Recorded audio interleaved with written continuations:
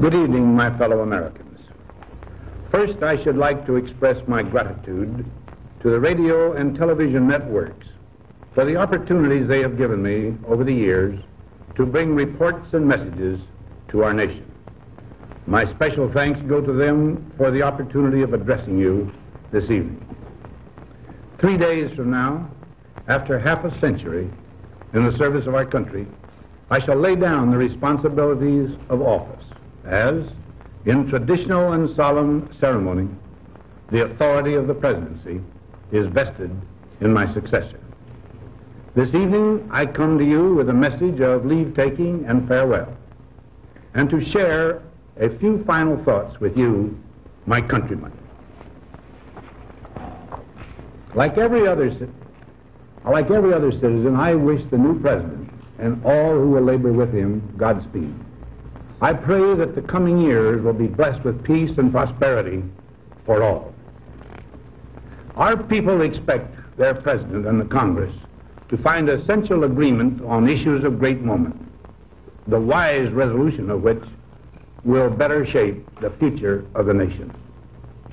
My own relations with the Congress, which began on a remote and tenuous basis when, long ago, a member of the Senate appointed me to West Point, have since ranged to the intimate during the war and immediate post-war period, and finally to the mutually interdependent during these past 8 years.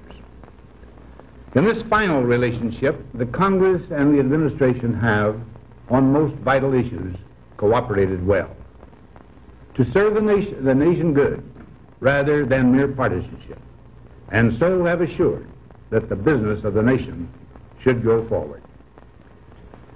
So my official relationship with the Congress ends in a feeling, on my part, of gratitude that we have been able to do so much together. We now stand 10 years past the midpoint of a century that has witnessed 4 major wars among great nations. 3 of these involved our own country. Despite these holocausts, America is today the strongest, the most influential, and most productive nation in the world. Understandably proud of this preeminence, we yet realize that America's leadership and prestige depend not merely upon our unmatched material progress, riches, and military strength, but on how we use our power in the interest of world peace and human betterment. Throughout America's adventure in free government, our basic purposes have been to keep the peace, to foster progress in human achievement, and to enhance liberty, dignity, and integrity among peoples and among nations. To strive for less would be unworthy of a free and religious people. Any failure traceable to arrogance or our lack of comprehension or readiness to sacrifice would inflict upon us grievous hurt, both at home and abroad. Progress toward these noble goals is persistently threatened by the conflict now engulfing the world. It commands our whole attention, absorbs our very beings. We face a hostile ideology, global in scope, atheistic in character, ruthless in purpose, and insidious in method. Unhappily, the danger it poses promises to be of indefinite duration. To meet it successfully, there is call for not so much the emotional and transitory sacrifices of crisis, but rather those which enable us to carry forward steadily, surely, and without complaint, the burdens of a prolonged and complex struggle with liberty, the stake. Only thus shall we remain, despite every provocation, on our charted course toward permanent peace and human betterment. Crises there will continue to be. In meeting them, whether foreign or domestic, great or small, there is a recurring temptation to feel that some spectacular and costly action could become the miraculous solution to all current difficulties. A huge increase in newer elements of our defenses, development of unrealistic programs to cure every ill in agriculture, a dramatic expansion in basic and applied research. These and many other possibilities, each possibly promising in itself, may be suggested as the only way to the road we wish to travel. But each proposal must be weighed in the light of a broader consideration, the need to maintain balance in and among national programs. Balance between the private and the public economy. Balance between the cost and hoped-for advantages. Balance between the clearly necessary and the comfortably desirable. Balance between our essential requirements as a nation and the duties imposed by the nation upon the individual. Balance between actions of the moment and the national welfare of the future. Good judgment seeks balance in progress. Lack of it eventually finds imbalance and frustration. The record of many decades stands as proof that our people and their government have, in the main, understood these truths and have responded to them well in the face of threat and stress. But threats, new in kind or degree, constantly arise. Of these I mention two only. A vital element in keeping the peace is our military establishment. Our arms must be mighty, ready for instant action, so that no potential aggressor may be tempted to risk his own destruction. Our military organization today bears little relation to that known of any of my predecessors in peacetime, or indeed by the fighting men of World War II or Korea.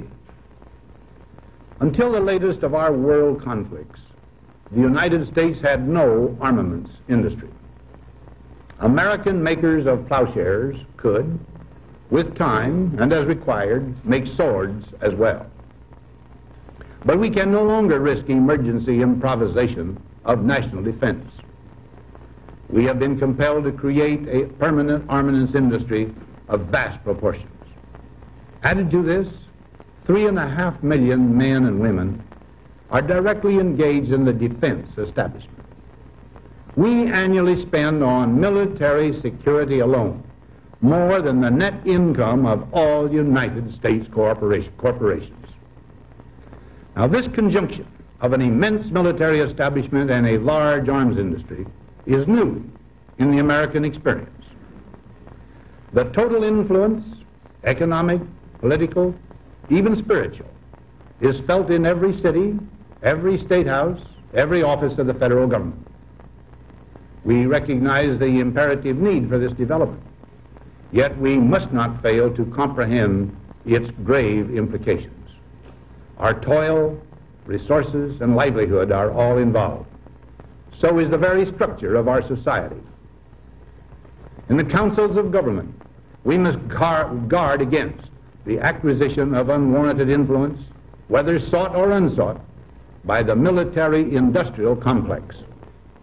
The potential for the disastrous rise of misplaced power exists and will persist. We must never let the weight of this combination endanger our liberties or democratic processes. We should take nothing for granted. Only an alert and knowledgeable citizenry can compel the proper meshing of the huge industrial and military machinery of defense with our peaceful methods and goals, so that security and liberty may prosper together. Akin to and largely responsible for the sweeping changes in our industrial military posture has been the technological revolution during recent decades. In this revolution, research has become central. It also becomes more formalized, complex, and costly. A steadily increasing share is conducted for, by, or at the direction of the federal government. Today, the solitary inventor, tinkering in his shop, has been overshadowed by task forces of scientists in laboratories and testing fields. In the same fashion, the free university, historically the fountainhead of free ideas and scientific discovery, has experienced a revolution in the conduct of research. Partly because of the huge costs involved, a government contract becomes virtually a substitute for intellectual curiosity. For every old blackboard, there are now hundreds of new electronic computers. The prospect of domination of the nation's scholars by federal employment, project allocations, and the power of money is ever present and is gravely to be regarded. Yet in holding scientific research and discovery in respect, as we should, we must also be alert to the equal and opposite danger that public policy could itself become the captive of a scientific, technological elite. It is the task of statesmanship to mold, to balance, and to integrate these and other forces, new and old, within the principles of our democratic system, ever aiming toward the supreme goals of our free society. Another factor in maintaining balance involves the element of time. As we peer into society's future, we, you and I, and our government must avoid the impulse to live only for today, plundering for our own ease and convenience the precious resources of tomorrow. We cannot mortgage the material assets of our grandchildren without risking the loss also of their political and spiritual heritage. We want democracy to survive for all generations to come, not to become the insolvent phantom of tomorrow. During the long lane of the history yet to be written, America knows that this world of ours, ever growing smaller, must avoid becoming a community of dreadful fear and hate, and be instead a proud confederation of mutual trust and respect. Such a confederation must be one of equals. The weakest must come to the conference table with the same confidence as do we, protected as we are by our moral, economic, and military strength. That table, though scarred by many past frustrations, cannot be abandoned for the certainty agony of disarmament of the battlefield. Disarmament with mutual honor and confidence is a continuing imperative. Together we must learn how to compose differences, not with arms, but with intellect and decent purpose. Because this need is so sharp and apparent, I confess that I lay down my official responsibilities in this field with a definite sense of disappointment. As one who has witnessed the horror and the lingering sadness of war, as one who knows that another war could utterly destroy this civilization, which has been so slowly and painfully built over thousands of years, I wish I could say tonight that a lasting peace is in sight. Happily, I can say that war has been avoided. Steady progress toward our ultimate goal has been made, but so much remains to be done. As a private citizen, I shall never cease to do what little I can to help the world advance along that road. So in this, my last good night to you as your president, I thank you for the many opportunities you have given me for public service in war and in peace. I trust in that service, you find some things worthy. As for the rest of it, I know you will find ways to improve performance in the future. You and I, my fellow citizens, need to be strong in our faith that all nations under God will reach the goal of peace with justice. May we be ever unswerving in devotion to principle, confident but humble with power, diligent in pursuit of the nation's great goals.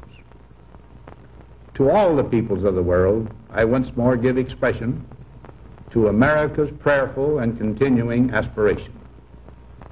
We pray that peoples of all faiths, all races, all nations may have their great human needs satisfied, that those now denied opportunity shall come to enjoy it to the full, that all who yearn for freedom may experience its spiritual blessings, those who have freedom will understand also its heavy responsibility. That all who are insensitive to the needs of others will learn charity, and that the scourges of poverty, disease, and ignorance will be made disappear from the earth. And that in the goodness of time, all peoples will come to live together in a peace guaranteed by the binding force of mutual respect and love. Now, on Friday noon, I am to become a private citizen. I am proud to do so. I look forward to it. Thank you, and good night.